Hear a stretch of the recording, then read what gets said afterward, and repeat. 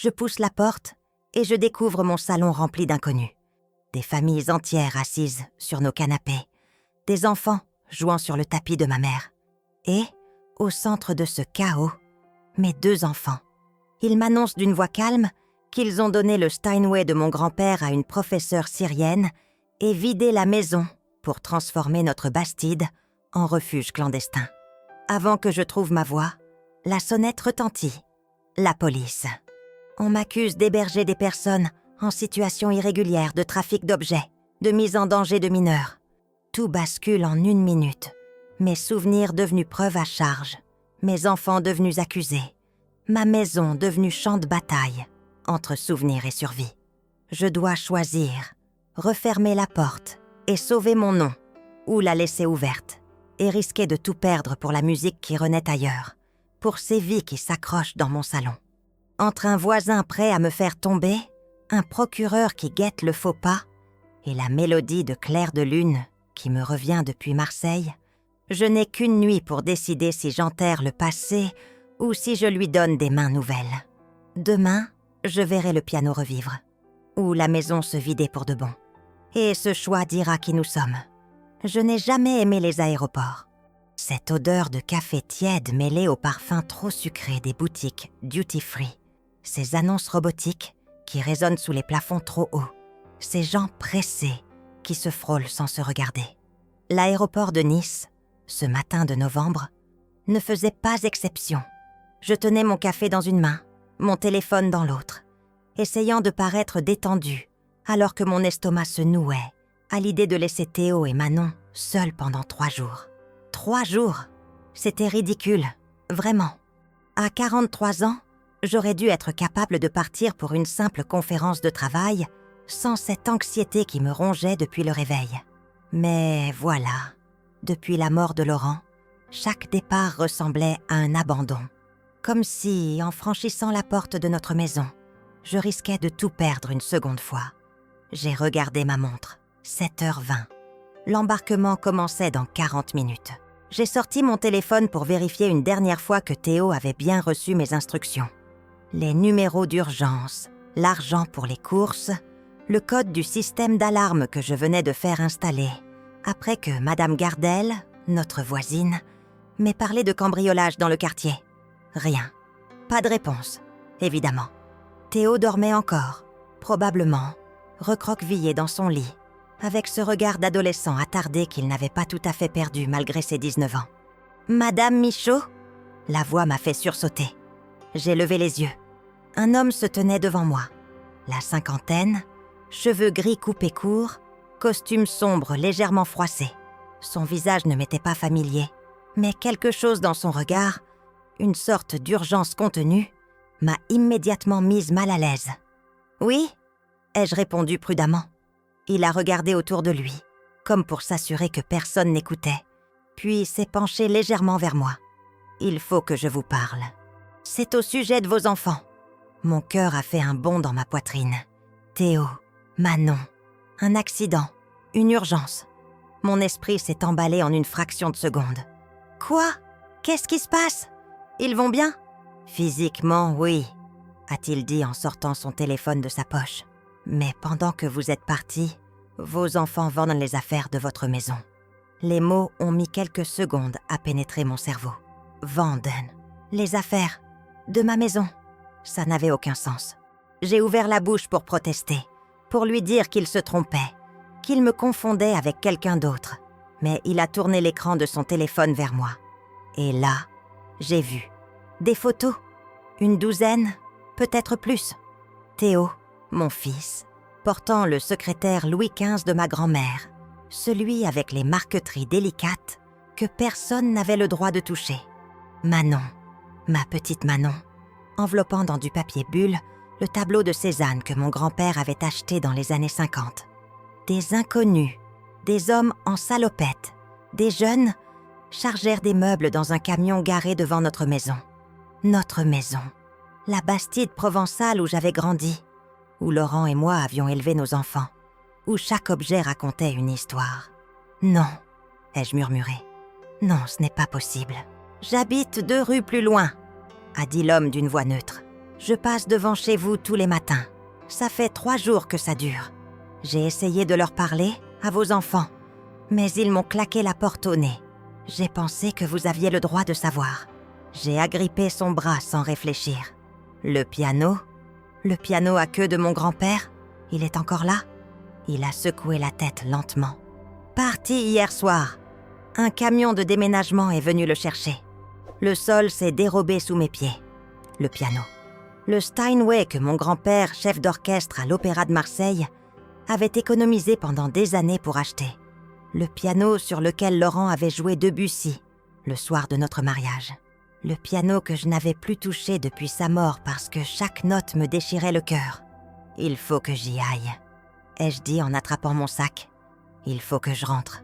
Votre vol? Je m'en fous. J'ai couru vers les comptoirs d'information, bousculant des voyageurs. Mon cœur cognant si fort que j'avais l'impression qu'il allait exploser. Annuler le vol, prévenir Isabelle, ma collègue, que je ne viendrai pas à la conférence. Louer une voiture, rentrer, vite, plus vite. Dans ma tête, les questions se bousculaient comme des oiseaux affolés. Pourquoi? Pourquoi mes enfants feraient-ils une chose pareille? De l'argent? Théo avait-il des dettes? Manon s'était-elle laissée entraîner dans quelque chose de dangereux? Et qui était cet homme? Un voisin charitable? Ou quelqu'un avec ses propres motivations? 40 minutes plus tard, j'étais au volant d'une Renault de location, fonçant sur l'autoroute A8 en direction d'Aix-en-Provence. La pluie s'était mise à tomber, d'abord fine, puis violente, tambourinant sur le pare-brise comme pour accompagner le chaos dans mon esprit. Les essuie-glaces peinaient à suivre le rythme. Je conduisais trop vite, je le savais, mais je m'en fichais. Laurent me manquait tellement dans ces moments-là. Lui aurait su quoi faire. Lui aurait gardé son calme, aurait trouvé les mots justes. Moi, je me noyais dans l'angoisse et la colère. Comment avais-je pu être aussi aveugle? Quel signe avais-je manqué? Théo était devenu distant ces derniers mois, c'est vrai. Il rentrait tard, évitait mes questions, s'enfermait dans sa chambre. Je m'étais dit que c'était l'université, la liberté nouvelle, les premiers pas vers l'âge adulte. Et Manon, ma petite Manon qui avait pleuré pendant des semaines après la mort de son père, qui s'était raccrochée à moi comme si j'étais la seule chose stable dans son univers qui s'effondrait. Les larmes me brouillaient la vue, autant que la pluie. J'ai dû m'arrêter sur une aire de repos, les mains tremblantes sur le volant. Respire, Estelle. Respire. J'ai fermé les yeux, essayé de retrouver un semblant de contrôle. Dans ma poche, mon téléphone vibrait sans arrêt. Des messages d'Isabelle, de mes collègues, de la direction. Je les ai ignorés. Plus rien d'autre n'avait d'importance que de rentrer chez moi et de comprendre ce qui se passait. 4 heures. Il m'a fallu 4 heures pour parcourir les 180 kilomètres qui séparaient Nice d'Aix-en-Provence. 4 heures pendant lesquelles j'ai imaginé les pires scénarios. Théo et Manon manipulés par des escrocs. Une secte, une arnaque, ou pire, un acte délibéré, un rejet de tout ce que nous étions, de notre histoire, de notre famille. Quand je suis enfin arrivée dans notre rue, la rue des Micocouliers, bordée de platanes centenaires et de maisons bourgeoises aux façades ocre, la nuit commençait à tomber. Les réverbères s'allumaient un à un, projetant des halos dorés sur le pavé mouillé. Notre maison, la bastide familiale avec ses volets bleus et sa glycine grimpante, était là, intacte en apparence. Les lumières étaient allumées au rez-de-chaussée. Des ombres bougeaient derrière les fenêtres. J'ai coupé le moteur et je suis restée quelques secondes dans la voiture, les mains crispées sur le volant. Mon cœur battait si fort que j'entendais le sang pulser dans mes oreilles. Qu'allais-je trouver en franchissant cette porte?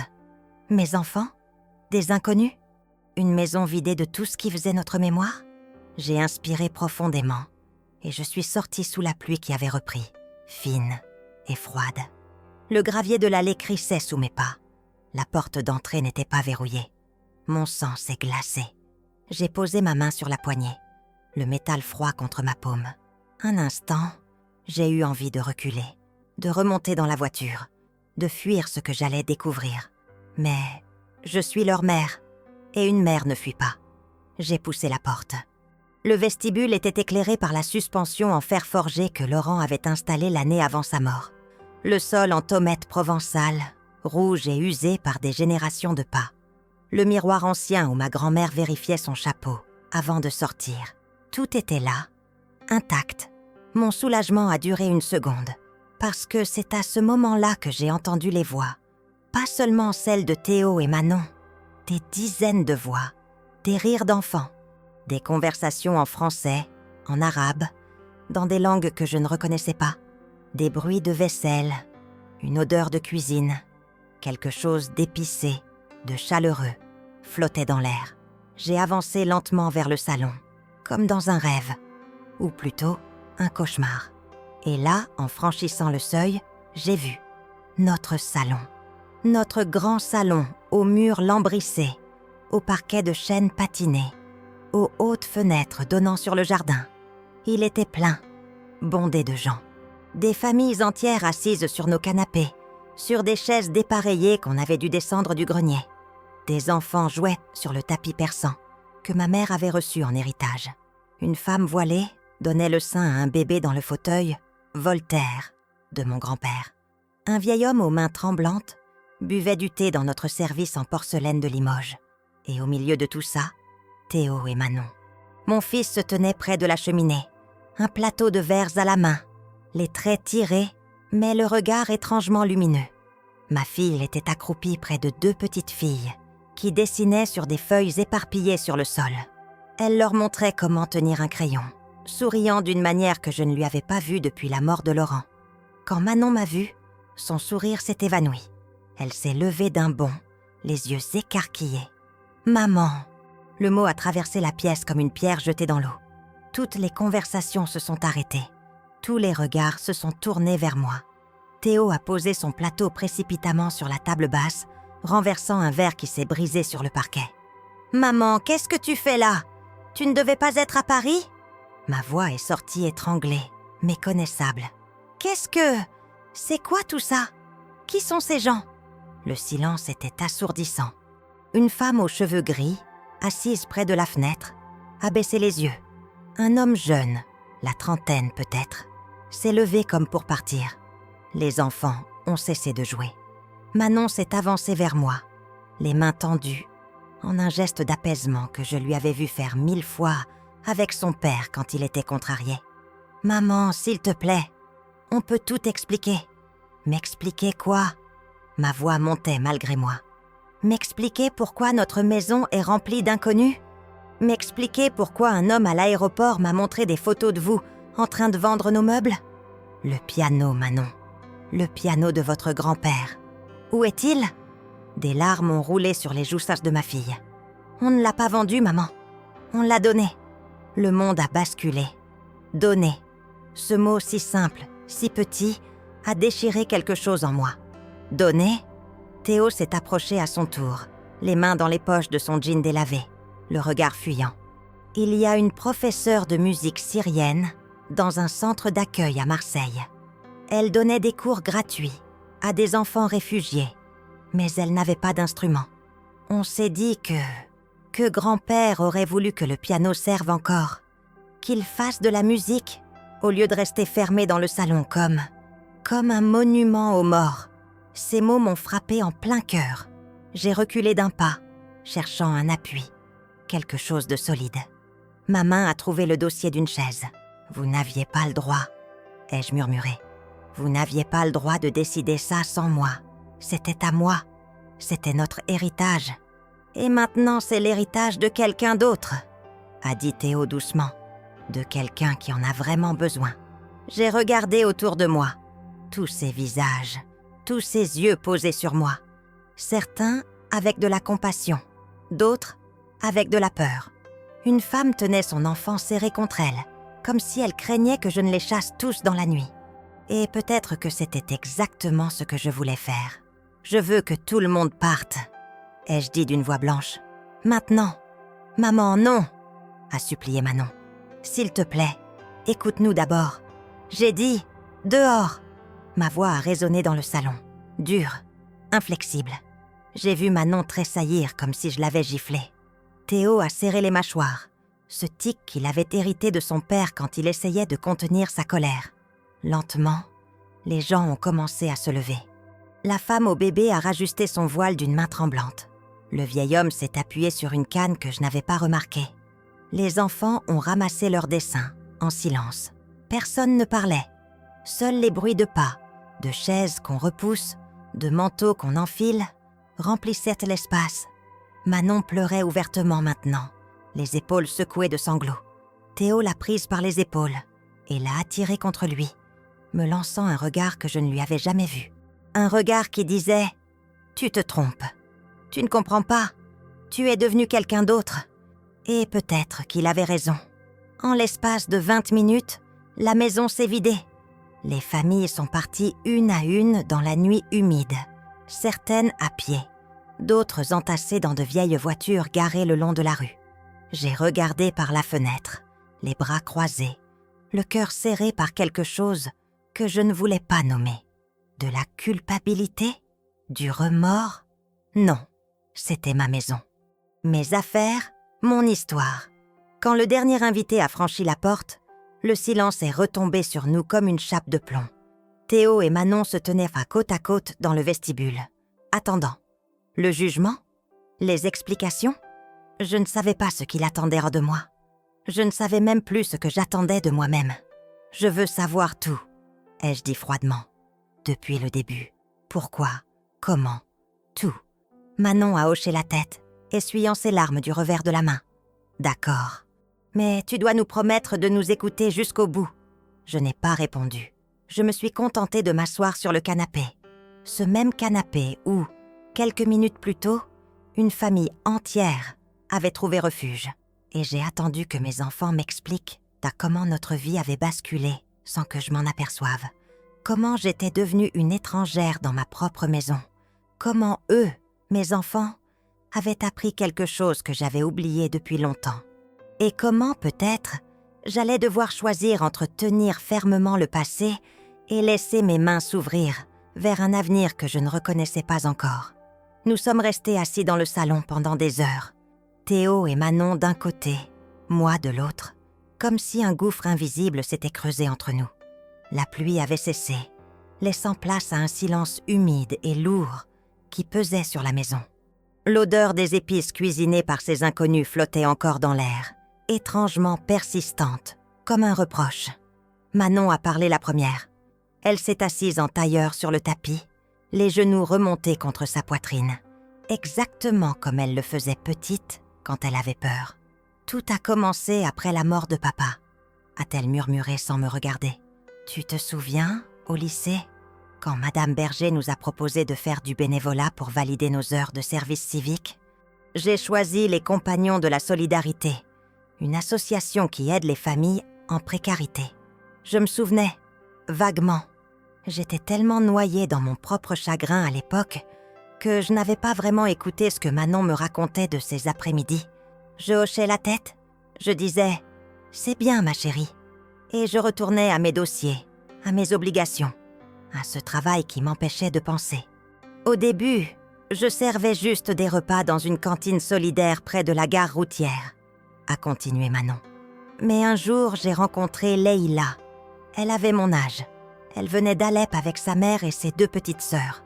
Elle dormait dans un foyer d'urgence, toutes les 4 dans une chambre de 12 mètres carrés. Leïla me racontait comment c'était, avant, leur maison, leur jardin, son piano. Elle jouait, maman, comme papa. Et elle me disait qu'ici, en France, elle se sentait invisible, comme si elle n'existait plus. La voix de Manon s'est brisée. Théo a posé sa main sur son épaule. « Laisse-moi continuer », a-t-il dit doucement. Mon fils s'est levé et a marché vers la fenêtre, les mains dans les poches.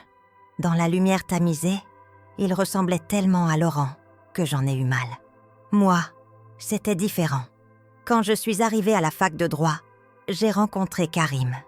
Il était en 3e année, brillant, premier de sa promo. Il venait du Soudan. Il avait traversé la Libye, la Méditerranée, l'Italie. Il avait failli mourir 3 fois. Et maintenant, il étudiait le droit international. Il voulait devenir avocat pour aider d'autres gens comme lui. Un soir, après les cours, Il m'a emmené voir où il vivait. Un squat à la Busserine, à Marseille. 20 personnes dans un immeuble à moitié effondré. Pas de chauffage, pas d'eau chaude. Des rats, des familles, maman. Des enfants qui faisaient pas leur devoir à la lumière des bougies. Il s'est retourné vers moi et ses yeux brillaient de larmes contenues. Je suis rentrée ici dans notre maison, avec ses 4 salles de bain, ses 6 chambres, son jardin, son putain de piano qui prenait la poussière parce que personne n'avait le courage de le toucher. Et je me suis sentie dégoûtant. Dégoûtant d'avoir autant, alors que des gens qui valaient 100 fois plus que moi n'avaient rien. « Théo !» ai-je commencé, mais il a levé la main. « Non, laisse-moi finir. Parce qu'il faut que tu comprennes. Ce n'était pas une lubie d'adolescent rebelle. Ce n'était pas pour te blesser. C'était pour survivre, maman. Depuis que papa était mort, j'ai l'impression d'étouffer. J'ai l'impression que chaque objet dans cette maison me rappelle qu'il n'est plus là, que rien ne sera plus jamais comme avant. Et toi, tu t'accroches à tout ça comme si ces objets pouvaient te le faire revenir. Mais ils ne le peuvent pas. Ils ne sont que des choses. Ces mots m'ont frappé comme une gifle. Des choses. C'était tout ce qu'ils voyaient ? Le secrétaire sur lequel ma grand-mère écrivait ses lettres à mon grand-père pendant la guerre ? Le service de porcelaine offert à mes parents pour leur mariage ? Les tableaux que mon père avait collectionnés toute sa vie ? Des choses ? Ce ne sont pas que des choses. Ai-je répliqué, la voix tremblante. C'est notre histoire. C'est qui nous sommes. Qui vous êtes ? Non, a dit Manon en se levant à son tour. C'est qui tu veux qu'on soit ? Mais nous, on veut être autre chose. Le silence qui a suivi était électrique. Nous nous faisions face, mes enfants et moi. Et pour la première fois de leur vie, j'ai eu l'impression de ne plus les reconnaître. « Alors quoi ?» ai-je demandé froidement. « Vous avez décidé de transformer notre maison en... » « En quoi ? En refuge ? En centre d'accueil clandestin ? En un endroit où on peut aider ?» a dit Théo simplement. « C'est tout. » Manon a commencé en hébergeant Leïla et sa famille pour quelques nuits, quand le foyer était complet. Puis, il y a eu d'autres personnes. Et moi, j'ai proposé à Karim de venir étudier ici, plutôt que dans ce squat infect. Petit à petit, le mot s'est passé. Des gens dans le besoin, des familles. On leur donnait un toit, des repas, parfois juste une douche chaude et un lit propre pour une nuit. « Avec mes affaires !» ai-je sifflé. « Dans ma maison, sans me demander. »« Parce que tu aurais dit non !» a répliqué Manon. « Tu aurais trouvé 1000 raisons. La sécurité, les assurances, les voisins, notre réputation. Tu aurais dit non parce que tu as peur de tout depuis que papa est à mort. » J'ai senti la colère monter en moi, brûlante et incontrôlable. J'ai peur, moi. J'élève seule 2 enfants. Je travaille 60 heures par semaine. J'essaie de maintenir cette famille à flot. Et toi, tu oses me dire que j'ai peur ? Oui, a crié Manon. Et sa voix a résonné dans toute la pièce. Tu as peur de vivre. Tu as peur de changer. Tu as peur de lâcher prise. Papa est mort, maman. Et tu continues à vivre comme s'il allait revenir demain. Tu gardes ses affaires dans son bureau. Tu mets encore la table pour 3 à chaque repas. Tu refuses de toucher au piano, de déplacer un seul meuble, de changer quoi que ce soit, parce que tu crois que si tu changes quelque chose, tu le perdras complètement. Les larmes roulaient sur ses joues. Maintenant, et les miennes aussi, bien que je refuse de le montrer. Et nous, a-t-elle continué, qu'est-ce qu'on devient, nous, pendant que tu t'accroches à un fantôme ? On étouffe, maman. On étouffe dans cette maison-musée où on n'a même pas le droit de déplacer une chaise sans que tu nous regardes comme si on commettait un sacrilège. « Taisez-vous » ai-je murmuré. « Taisez-vous tous les deux. » Mais ils ne se sont pas tus. « Les affaires qu'on a données, maman » a dit Théo d'une voix plus douce. Le secrétaire est allé à une vieille dame qui donnait des cours d'écriture à des femmes analphabètes. Les tableaux décorent maintenant les murs d'un centre pour enfants malades. Le service en porcelaine sert à des repas communautaires dans une église qui accueille les sans-abri. Ces objets ont retrouvé une vie, une utilité. Ils servent à quelque chose d'autre qu'à nous rappeler ce qu'on a perdu. « Et le piano ?» ai-je demandé, la voix brisée. « Le piano de votre grand-père ?» Manon s'est approchée de moi, a pris ma main que j'ai voulu retirer, mais elle a tenu bon. « Viens avec nous demain », a-t-elle dit. « Viens voir où est le piano, s'il te plaît. » Je les ai regardés tous les deux, mes enfants, ces étrangers qui avaient agrandi sans que je m'en aperçoive, qui avaient développé une conscience que je n'avais pas su leur transmettre. Ou peut-être que si, autrefois, quand Laurent était là pour compenser ma dureté par sa douceur. « D'accord », ai-je fini par dire. « Demain. » Le lendemain, nous avons pris la voiture jusqu'à Marseille.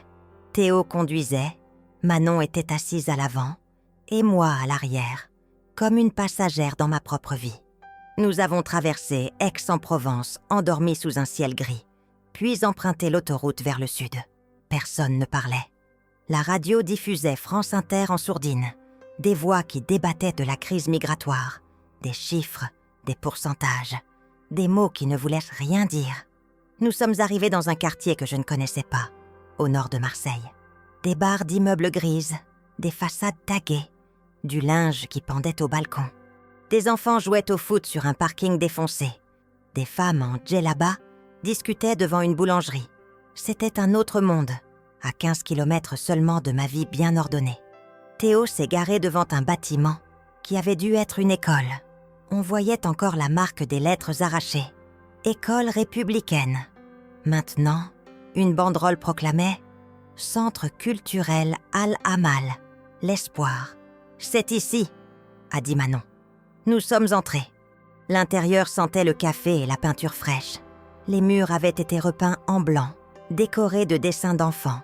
Des affiches annonçaient des cours de français, d'informatique, de soutien scolaire. Une femme d'une trentaine d'années, cheveux noirs attachés en chignon, nous a accueillis avec un sourire chaleureux. « Manon, Théo, je suis contente de vous voir. Salima, je te présente notre mère. Maman, voici Salima. Elle dirige le centre. » Nous nous sommes serrés la main. Sa poigne était ferme, ses yeux intelligents. « Vos enfants sont extraordinaires », a-t-elle dit. « Ils ont tellement aidé ici, sans leur générosité. Je veux voir le piano. » Ai-je coupé, incapable de supporter les politesses. Elle a hoché la tête avec compréhension. « Bien sûr, suivez-moi. » Nous avons traversé un couloir aux murs couverts de photos. Des visages, des sourires, des histoires que je ne connaîtrai jamais. Puis elle a ouvert une porte. Et là, je l'ai vue. Le Steinway de mon grand-père, majestueux et noir, trônait au centre d'une grande salle lumineuse. Mais il n'était plus silencieux, plus fermé, plus sanctifié. Une femme était assise devant, jouant Chopin avec une maîtrise qui m'a coupé le souffle.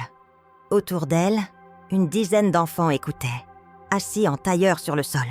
Certains avaient les yeux fermés, d'autres souriaient. L'un d'eux, un petit garçon de 6 ou 7 ans, avait posé sa main sur le bois du piano, comme pour sentir les vibrations de la musique. La femme a terminé le morceau. Les enfants ont applaudi. Elle s'est retournée et nous a vus. Son visage s'est illuminé. « Manon, Théo !» Elle s'est levée et s'est approchée. Elle boitait légèrement. « Et vous devez être leur mère !» a-t-elle dit dans un français parfait, teinté d'un léger accent. « Je suis Rania. Je ne sais pas comment vous remercier pour ce don. Ce piano, il a changé tout. Avant, je n'avais qu'un vieux clavier électronique. Maintenant, ces enfants peuvent entendre de la vraie musique. Ils peuvent toucher un vrai instrument. Certains n'avaient jamais vu de piano avant. J'ai regardé l'instrument. Mon grand-père l'avait acheté en 1952. Mon père avait appris dessus.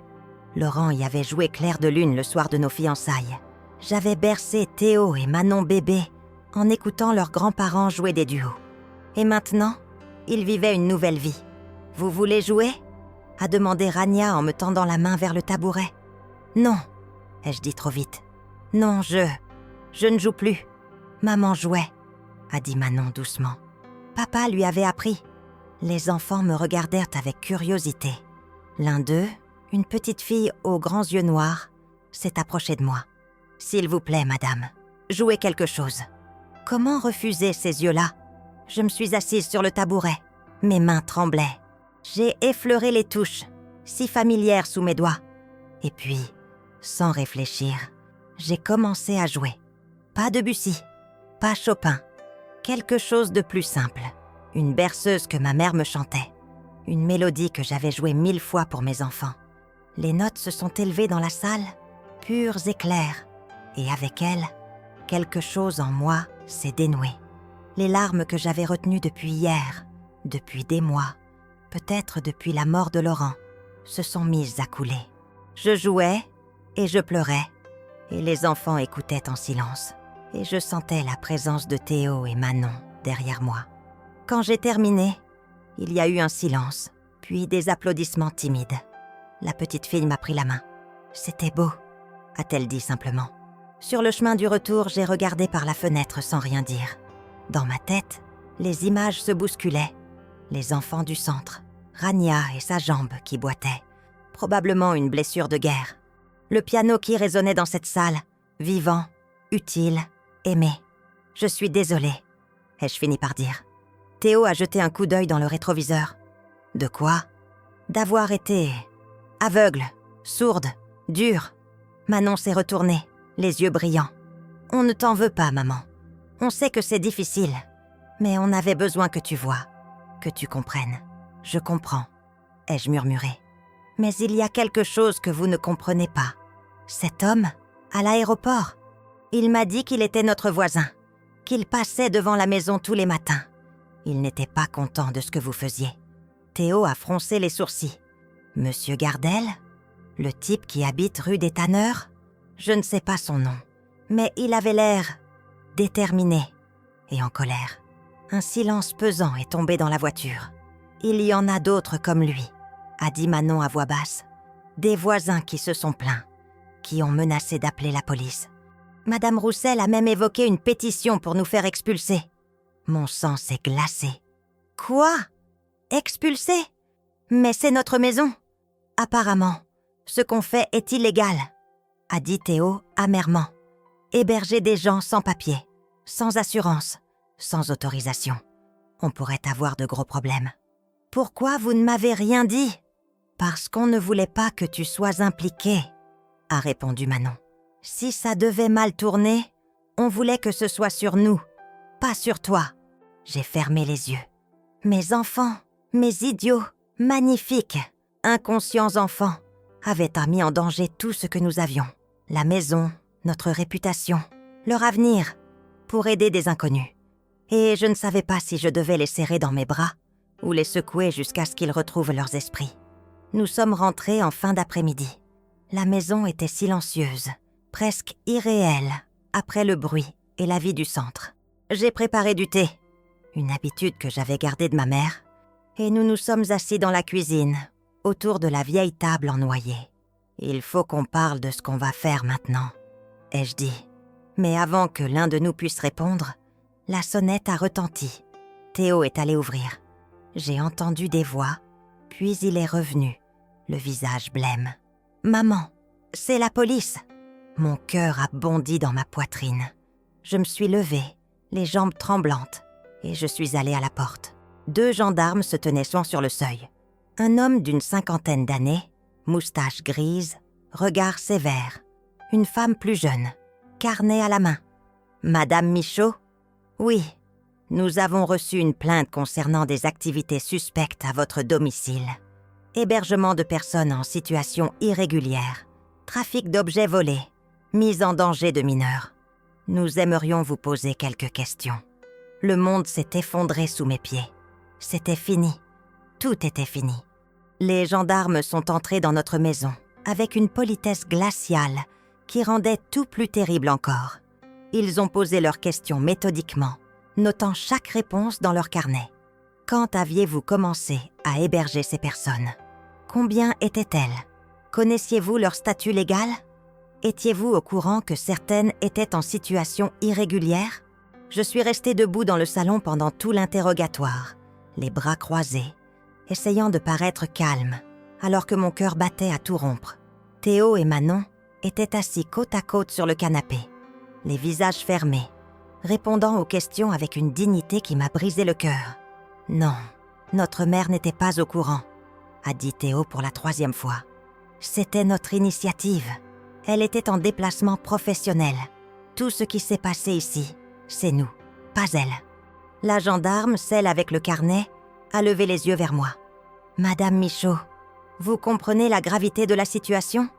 Même si vous n'étiez pas directement impliquée, en tant que propriétaire et responsable légal de vos enfants mineurs, enfin, de votre fille mineure, vous pouvez être tenue pour responsable. Ma fille a 16 ans, ai-je répondu d'une voix que j'espérais ferme. Elle ne pouvait pas prendre ce genre de décision seule. Si quelqu'un doit être tenu responsable, c'est moi. Pas elle, pas mon fils non plus. Manon a ouvert la bouche pour protester, mais je lui ai lancé un regard qui l'a fait taire. Le gendarme plus âgé a parcouru ses notes. La plainte a été déposée par un certain Monsieur Henri Gardel, résident rue des Tanneurs. Il affirme que depuis plusieurs semaines, votre propriété est devenue un lieu de rassemblement pour des individus suspects. Il mentionne aussi la disparition de plusieurs objets de valeur qu'il aurait vus à travers vos fenêtres lors de visites antérieures. Un piano, des meubles anciens, des tableaux. Il insinue qu'il pourrait s'agir d'un trafic. Un trafic ? Mon indignation était sincère. Ces objets appartenaient à ma famille. Nous les avons donnés, pas vendus, à des associations caritatives légalement enregistrées. Je peux vous fournir tous les reçus, tous les documents. Ce serait effectivement utile, a dit la gendarme. Nous devrons aussi contacter ces associations pour vérifier vos déclarations. L'interrogatoire a duré 2 heures. 2 heures pendant lesquelles j'ai vu ma vie se défaire comme un vêtement trop fragile. Ils ont parlé d'enquête sociale, de vérification de la situation des personnes hébergées, de possibles poursuites pour aide au séjour irrégulier. Manon pleurait silencieusement, essuyant ses larmes du revers de la main. Théo serrait les mâchoires si fort que je voyais les muscles de son visage tressaillir. Quand les gendarmes sont enfin partis, promettant de revenir avec des questions complémentaires, le silence est retombé sur nous comme une pierre tombale. « Maman » a commencé Théo. « Non » ai-je coupé. « Pas maintenant. J'ai besoin de réfléchir. » Je suis montée dans ma chambre, j'ai fermé la porte et je me suis assise sur mon lit, les mains tremblantes. Par la fenêtre, je voyais le jardin où Laurent avait planté des rosiers l'année avant sa mort. Il fleurissait encore, persistant, indifférent au chaos humain. Qu'est-ce que j'avais fait ? Qu'est-ce que mes enfants avaient fait ? Et surtout, horrible question qui me rongeait. Est-ce que Laurent aurait approuvé ? Je connaissais la réponse. Laurent, avec son cœur trop grand, sa générosité maladive, son incapacité à dire non à qui que ce soit dans le besoin, aurait probablement été fier. Il aurait ouvert la maison en grand. Il aurait donné jusqu'à sa dernière chemise. C'était moi, la pragmatique, la dure, celle qui maintenait les comptes en ordre et les frontières bien définies. Et maintenant, j'étais celle qui devait décider. Cette nuit-là, je n'ai pas dormi. J'ai erré dans la maison silencieuse comme un fantôme, touchant les murs, les meubles qui restaient, essayant de me raccrocher à quelque chose de solide. J'ai fini dans le salon, assise par terre à l'endroit où le piano se trouvait autrefois. L'empreinte était encore visible sur le parquet, un rectangle plus clair que le reste. J'ai pensé à mon grand-père, ce chef d'orchestre austère qui dirigeait Ravel et Debussy avec une baguette inflexible. Qu'aurait-il dit de tout ça ? Qu'une jeune femme syrienne jouait maintenant sur son Steinway pour des enfants réfugiés. Serait-il furieux ? Ou serait-il ému ? Je ne le saurais jamais. Vers 4 heures du matin, j'ai entendu des pas dans l'escalier. Manon est apparue, en pyjama, les cheveux en désordre. « Tu ne dors pas non plus ?» ?»« Non. » Elle s'est assise à côté de moi sur le parquet froid. « Je suis désolée, maman. Pour tout. On n'aurait jamais dû faire ça sans t'en parler. Mais je savais que si on te demandait, tu dirais non. Et je ne pouvais pas dire non à Leïla quand elle m'a dit qu'elle et sa famille allaient dormir dehors parce que le foyer était plein. Tu aurais pu m'en parler quand même, me laisser une chance. Tu as raison. Manon a posé sa tête sur mon épaule. Mais maman, tu sais ce que papa disait toujours ? Quoi ? Que les objets ne valent que par l'amour qu'on y met. Et que le seul amour qui compte vraiment, c'est celui qu'on donne aux vivants. Les larmes me sont montées aux yeux. C'était exactement le genre de phrase que Laurent prononçait, généralement suivi d'un geste extravagant. Offrir son manteau à un sans-abri, inviter un inconnu à dîner, donner trop d'argent à une association. Ton père était un idéaliste, ai-je murmuré. Et toi, une réaliste. C'est pour ça que vous vous complétiez. Manon a relevé la tête pour me regarder. Mais depuis qu'il est parti, tu es devenu quelqu'un d'autre. Quelqu'un qui a tellement peur de perdre qu'elle ne voit plus ce qu'elle a encore. Ces mots ont résonné dans le silence de la nuit, vrais et douloureux. Et qu'est-ce que j'ai encore ? Nous, a-t-elle dit simplement. Théo et moi, on est là, on est vivants. Et on a besoin que tu sois vivante aussi. Le lendemain matin, j'ai appelé mon bureau pour prendre un congé. Puis j'ai téléphoné à Maître Fontaine, l'avocat de la famille, pour lui expliquer la situation. Il a été direct, comme toujours. C'est complexe, Estelle. L'aide au séjour irrégulier est un délit. Mais il y a ce qu'on appelle le délit de solidarité. Des exceptions pour les actes humanitaires désintéressés. Si vous pouvez prouver qu'il n'y avait aucun but lucratif, aucune exploitation, juste de l'aide temporaire, vous avez une chance. Mais ça va dépendre de l'enquête sociale et du procureur. Combien de temps ça peut prendre ?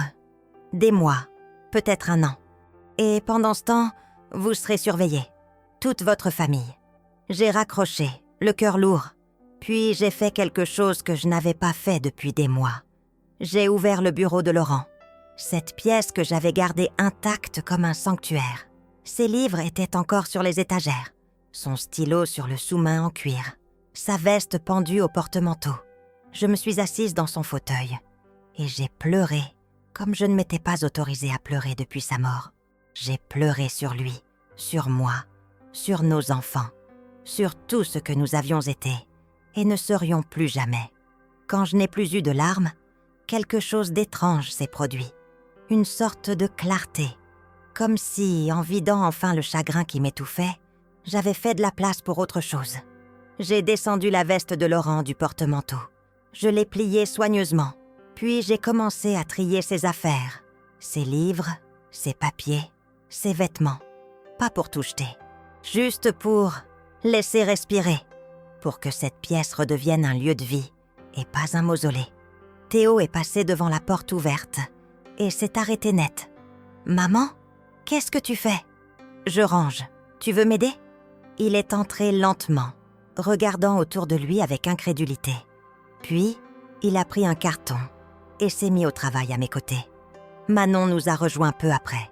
Ensemble, en silence, nous avons vidé le bureau de Laurent, pas pour l'effacer, mais pour faire de la place à ce qui viendrait après. Les semaines qui ont suivi ont été les plus difficiles de ma vie. L'enquête sociale a été intrusive et humiliante. Une assistante sociale est venue inspecter la maison, interroger les voisins, fouiller dans notre vie privée. Plusieurs familles que Théo et Manon avaient aidées ont été convoquées pour témoigner. Certaines avaient disparu, terrifiées par la police. D'autres sont venues défendre mes enfants avec une loyauté qui m'a émue aux larmes. Leïla, la jeune Syrienne, est venue avec sa mère. Dans un français hésitant mais déterminé, elles ont expliqué comment Manon les avait sauvées d'une nuit dans la rue, comment notre maison avait été un refuge, le temps qu'elle trouve un logement permanent.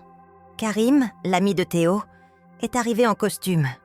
Il venait de décrocher un stage dans un cabinet d'avocats et a témoigné avec une éloquence qui a impressionné même l'assistante sociale. Rania, la professeure de piano, a écrit une lettre détaillée expliquant comment le don du Steinway avait transformé son centre, comment des dizaines d'enfants bénéficiaient maintenant d'un enseignement musical qu'ils n'auraient jamais pu se payer. Petit à petit, un tableau se dessinait. Pas celui de deux adolescents irresponsables mettant des gens en danger, mais celui de deux jeunes gens essayant maladroitement de faire le bien dans un monde qui rendait la bonté compliquée. Le voisin qui avait déposé plainte, M. Gardel, a été convoqué lui aussi. Je l'ai croisé un jour devant la gendarmerie. Il a détourné les yeux, gêné. J'aurais pu l'ignorer. J'aurais pu le haïr. Mais quelque chose, peut-être l'influence posthume de Laurent, m'a poussé à m'approcher de lui. « Monsieur Gardel ?» Il s'est retourné, surpris. « Madame Michaud, je suis désolée pour tous ceux. »« Pourquoi ?» ai-je coupé. « Pourquoi avoir fait ça ?» Il a hésité, puis a sorti son téléphone et m'a montré une photo. Une vieille femme dans un fauteuil roulant. Ma mère. Elle vit avec moi. Alzheimer. Elle a peur des étrangers, de tout ce qui change dans le quartier. Quand elle a vu tous ces gens entrer et sortir de chez vous, elle a paniqué. Elle m'a supplié de faire quelque chose. J'ai juste voulu la protéger. J'ai regardé la photo. Cette femme fragile, perdue dans sa propre tête. Et soudain, j'ai compris. Nous étions tous en train de protéger quelque chose. Lui, sa mère, moi, mes souvenirs, mes enfants, des inconnus en détresse. Personne n'avait vraiment tort. Personne n'avait entièrement raison non plus. Je comprends, ai-je dit doucement. Mais la prochaine fois, venez nous parler avant d'appeler la police, d'accord ? Il a hoché la tête, les yeux brillants. 3 mois plus tard, nous avons reçu la décision du procureur. Pas de poursuite. L'enquête avait conclu que les actions de Théo et Manon, bien qu'irrégulières, relevaient de l'aide humanitaire désintéressée.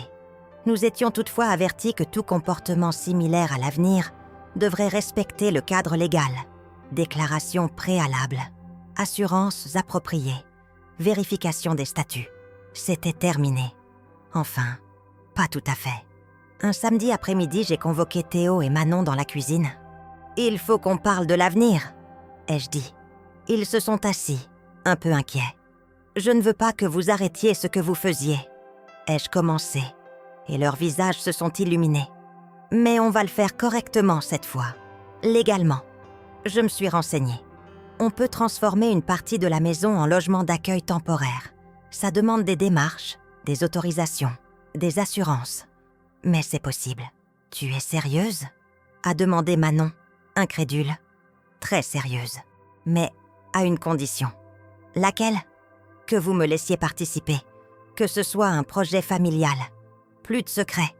Théo s'est levé et m'a serré dans ses bras si fort que j'ai failli perdre l'équilibre. Merci, maman. Merci. Nous avons passé les mois suivants à transformer le 2e étage de la maison. Les chambres que nous n'utilisions plus sont devenues des espaces d'accueil. Nous avons fait installer une cuisine commune, une salle de bain supplémentaire. J'ai contacté des associations locales pour établir des partenariats officiels. Ce n'était pas facile. Il y a eu des moments de frustration, de désaccord, de fatigue. Certains voisins sont restés hostiles. D'autres, comme Mme Roussel, ont finalement offert leur aide. Des vêtements, des cours de français, du soutien scolaire. La maison s'est remplie à nouveau de vie. Mais cette fois, c'était différent. Contrôlé, organisé. Et moi, j'en faisais partie. J'ai appris les noms de nos invités. Leurs histoires, leurs espoirs. Une mère célibataire fuyant un mari violent. Une famille afghane dont le père avait été interprète pour l'armée française. Un jeune érythréen qui voulait devenir médecin. Chaque visage, chaque histoire me rappelait pourquoi Laurent avait été l'homme qu'il était et pourquoi mes enfants étaient devenus ce qu'ils étaient. Un soir, 6 mois après l'ouverture officielle du centre d'accueil familial Michaud, nom que Théo avait insisté pour donner à notre projet, je me suis retrouvée seule dans le salon. Les invités étaient dans leur chambre. Théo étudiait à la bibliothèque de Marseille. Manon était à une réunion de son association au lycée. J'ai regardé autour de moi. Le salon était moins meublé qu'avant. Plus de secrétaires Louis XV. Plus de services en porcelaine derrière la vitrine. Plus de piano à queue. Mais les murs étaient s'en couverts de photos nouvelles. Des visages souriants, des moments partagés, des liens tissés. J'ai pensé à une phrase que ma grand-mère répétait souvent, tirée de je ne sais quel saint ou philosophe. On ne possède vraiment que ce qu'on donne. Je n'avais jamais compris ce que ça voulait dire. Maintenant, je comprenais. 1 an après cette journée terrible à l'aéroport de Nice, je suis retournée au centre culturel à la Malle, à Marseille. J'avais promis à Rania de venir assister à un récital de ses élèves. La salle était bondée. Des parents, des bénévoles, des enfants excités. Et au centre, le Steinway de mon grand-père, brillant sous les lumières. Les enfants ont joué tour à tour, maladroitement pour certains, avec talent pour d'autres. La petite fille qui m'avait demandé de jouer la première fois a interprété une version hésitante de la lettre à Élise. Quand elle a terminé, tout le monde a applaudi et elle a souri avec une fierté qui m'a fendu le cœur. Puis, Rania a pris place au piano et elle a joué « Clair de lune », le morceau préféré de Laurent. Les larmes ont coulé sur mes joues. Mais pour la première fois depuis sa mort, ce n'étaient pas seulement des larmes de chagrin, c'était aussi des larmes de quelque chose d'autre. De gratitude peut-être, ou d'acceptation. Après le concert, Rania m'a rejointe. « Vous savez, a-t-elle dit doucement, quand j'ai quitté la Syrie, j'ai dû tout laisser. Mon piano, mes partitions, toute ma vie d'avant. Pendant longtemps, j'ai cru que j'avais tout perdu. Mais ensuite, vos enfants m'ont donné cet instrument. Et j'ai compris que je n'avais rien perdu. J'avais juste changé de main. » Elle a tendu ses mains devant elle, paumes ouvertes vers le ciel. Les mains vides peuvent recevoir. Les mains pleines ne peuvent que tenir. Ce soir-là, en rentrant à Aix-en-Provence, j'ai garé la voiture devant notre maison et je suis restée quelques instants à la regarder. Les lumières étaient allumées. À travers les fenêtres, je voyais des silhouettes bouger. Théo aidait quelqu'un avec des devoirs. Manon préparait le dîner, probablement en chantant faux, comme elle le faisait toujours. Notre maison n'était plus un musée. Elle était redevenue un foyer. Et moi, j'étais redevenue vivante. J'ai pensé à Laurent, à ce qu'il dirait s'il voyait tout ça. Probablement quelque chose d'horripilant comme « Je te l'avais dit ». Puis il sourirait de ce sourire qui me faisait fondre. Et il m'embrasserait le front. Et il dirait que tout allait bien se passer. Et peut-être qu'il aurait raison. Je suis sortie de la voiture, j'ai remonté l'allée de gravier et j'ai poussé la porte. « Maman, tu es là ?» Manon a accouru pour m'embrasser, sentant la tomate et le basilic. « Ça sent bon. C'est quoi ?»« Pasta alla norma. » Amina m'a appris. Elle dit que sa grand-mère en Sicile en faisait pour toute la famille. Théo est apparu de la salle à manger, suivi de Youssef, un jeune Soudanais qui préparait son bac avec son aide. « Maman, Youssef a eu 16 en philo. Raconte-lui, vas-y. » Le garçon a souri timidement. C'était sur la justice et la loi. J'ai parlé de ma situation, de votre famille. Le professeur a dit que c'était remarquablement personnel et universel à la fois. C'est merveilleux, Youssef. Je suis fière de toi. Et je l'étais. Fière de lui. Fière de mes enfants. Fière de cette vie bizarre et compliquée et belle que nous construisions ensemble. Nous nous sommes tous assis autour de la grande table de la cuisine, celle en noyer, qui avait vu 4 générations de Michaud partager des repas. Amina a servi ses pâtes. Quelqu'un a ouvert une bouteille de vin. Les conversations se sont mêlées en français, en arabe, en anglais. Et moi, je regardais tout ça avec émerveillement. Mes mains étaient vides, mais mon cœur était plein. Épilogue. 2 ans plus tard, Théo a obtenu son diplôme de droit et a commencé à travailler dans une association d'aide juridique aux migrants. Manon a été acceptée à Sciences Po Lyon avec un projet de master en droits humains. Le centre d'accueil familial Michaud a hébergé plus de 50 personnes en situation de précarité. Certaines sont restées quelques jours, d'autres plusieurs mois. Toutes sont reparties avec un peu plus que ce qu'elles avaient en arrivant. Monsieur Gardel est devenu un de nos plus fidèles soutiens. Après la mort de sa mère, il a rejoint notre équipe de bénévoles, offrant des cours d'informatique aux résidents. Le piano de mon grand-père continue de résonner dans les murs du centre Al-Amal. Rania m'envoie parfois des vidéos de ses élèves. L'un d'eux vient d'être accepté au Conservatoire de Marseille. Quant à moi, j'ai appris quelque chose d'essentiel. Les objets portent notre mémoire, c'est vrai. Mais la vraie mémoire, celle qui compte, ne vit pas dans les choses. Elle vit dans ce que nous transmettons, dans les valeurs que nous partageons, dans les mains que nous tendons. Laurent me manque toujours. Il me manquera toujours. Mais je ne vis plus dans son ombre. Je vis dans la lumière qu'il a laissée derrière lui. Cette lumière que Théo et Manon ont su voir quand moi j'étais aveugle. Hier, j'ai retrouvé une lettre de ma grand-mère, glissée dans un vieux livre. Elle datait de 1944, écrite pendant la guerre. Une phrase m'a saisie. Ce qui fait une famille, ce n'est pas ce qu'elle garde, c'est ce qu'elle donne quand les temps sont durs. J'ai accroché cette lettre dans le vestibule. juste à côté de la porte d'entrée, pour que chaque personne qui franchit notre seuil sache ce que cette maison est devenue. Un lieu où les mains vides apprennent à recevoir et où les mains pleines apprennent à donner. Faim, car j'ai eu faim et vous m'avez donné à manger. J'ai eu soif et vous m'avez donné à boire. J'étais étranger et vous m'avez accueilli. Matthieu 25, 35.